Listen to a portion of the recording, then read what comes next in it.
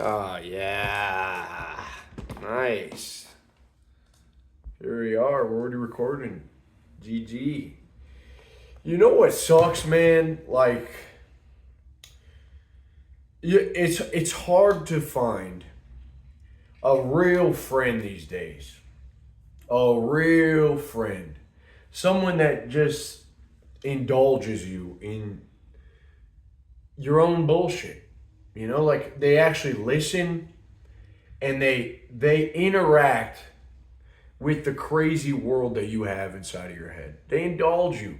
And then they have fun with you. They kind of play with you in this world that you have in your head, and you do the same to them. That's what a true friend is, I think. I remember when I was young, I had my my pizza gig, and I used to make all the pizza dough for a shop called Marcella's in Cleveland, Ohio, Parma, Ohio. So I would go there every day after school, and my little Italian boss would say, "All right, Eli, you got 4 batches today," and every batch had like 40 little dough balls. You weigh out, I forgot, like 16 ounces, something like that. That sounds like a lot. But anyway, I'll be sitting there just whipping up the dough. I was kneading it like this, and my mind would go in this trance-like place. I would start daydreaming. So I would just do this every day, and I remember, I used to daydream a lot. I had a great imagination.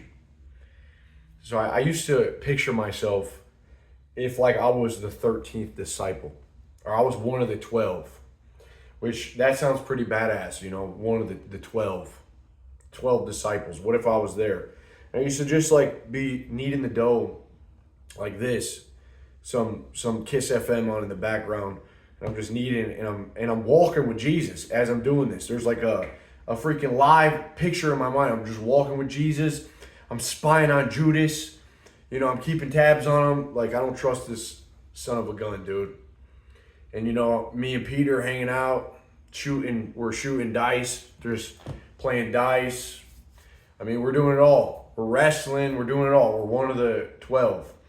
So I used to have this very vivid imagery in my head. Jesus there kind of hanging out with us boys. I never thought too like we had to walk on eggshells around Jesus. Jesus was one of us. He was the best of us. He was our leader, our Lord, But he was hanging with us. We weren't just always doing miracles and stuff. We weren't just walking around feeding 5,000 people. We were hanging out, wrestling, doing jujitsu on each other. It was amazing. I used to think about this stuff all the time, like to go back, or even just different time periods, what kind of sword I would have, what would I be with my build, I'm over 200 pounds. What would I be? Would I be a blacksmith? Would I own a bunch of horses? Would I have a big barn and, like some chickens and stuff? It was like this vivid imagery. Anyway, where am I going with this? I mean, I guess it's like that imagination, something happened. I think that's probably what it is, because nowadays, imagine Peter talking to Matthew. He's like, when Jesus leaves, he goes up to heaven, and Peter and Matthew are just walking along, and Peter's like, "Matthew, I got to tell you something. The devil tempts me, brother." And Matthew's like, "What do you mean? Really? What is he tempting you for?" And Peter's like, "There's this fair maiden, I'm lustful inside." Peter's like, "Really, man? Okay, I feel that too." That's true friendship.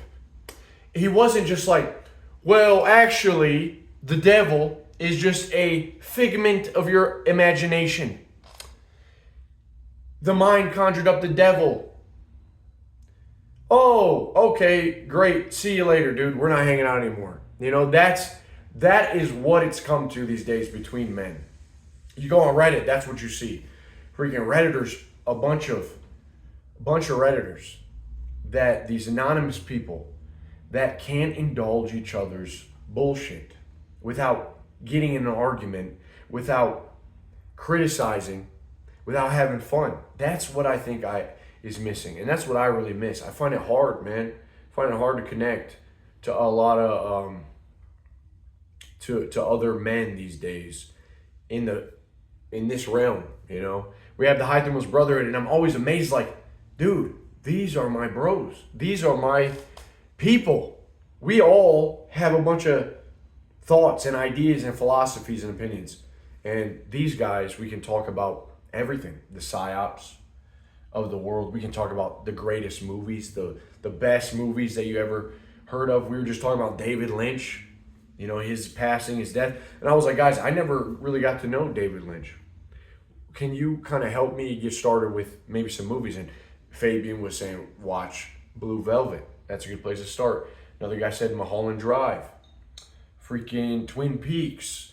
Someone said Eraserhead, kind of crazy. But so now I have like this understanding.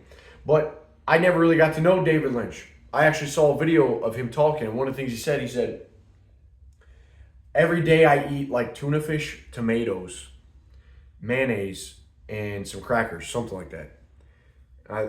And the interviewer was asking him, why do you do this? And he said, well, I like to keep things simple. I like my day to be simple. I like my routine to be simple, where I don't even have to think, because when you make the environment ordinary, the internal thoughts and the creativity is extraordinary. I thought that was amazing.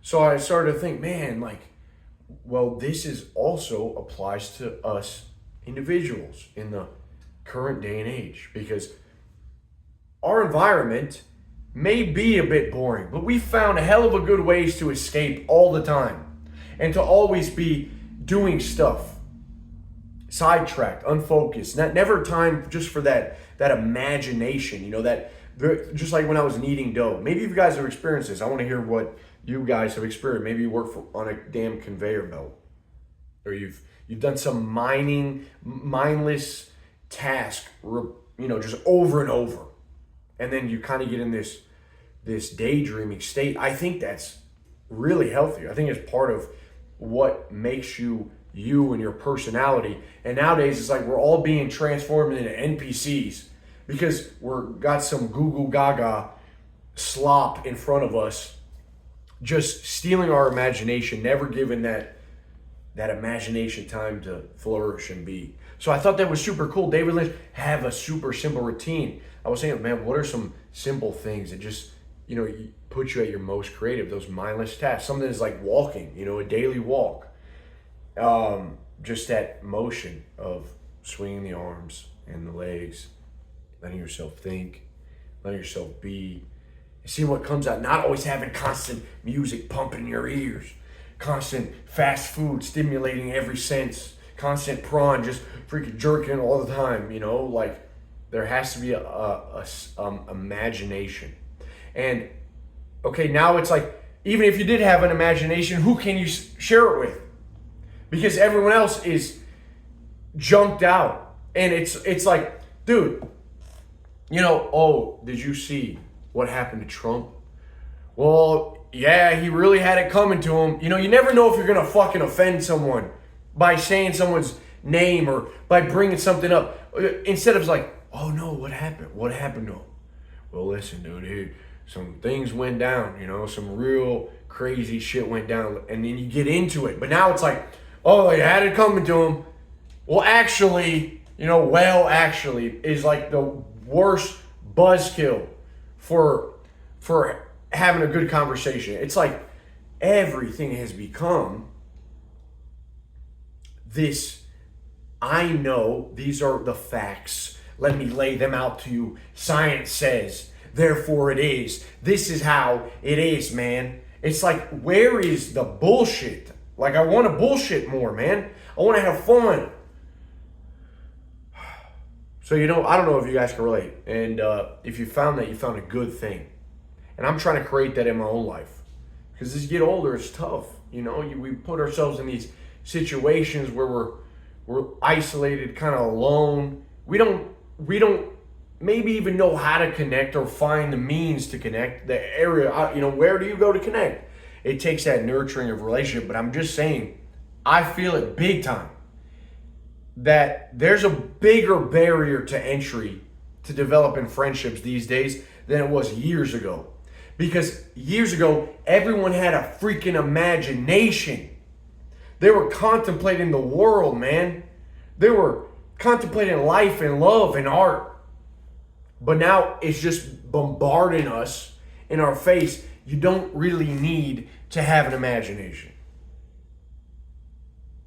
to ponder, to have ideas, you know?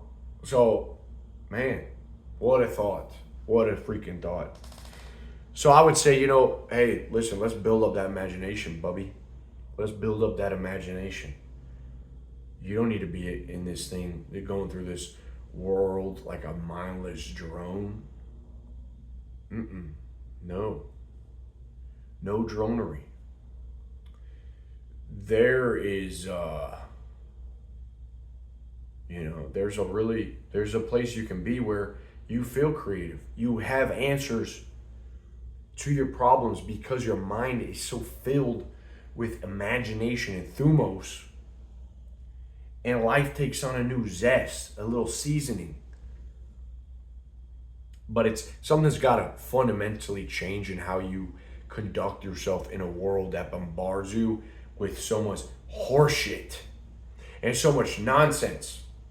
And I know that when you're alone, it's very simple to fall into ways of being that you don't really even like.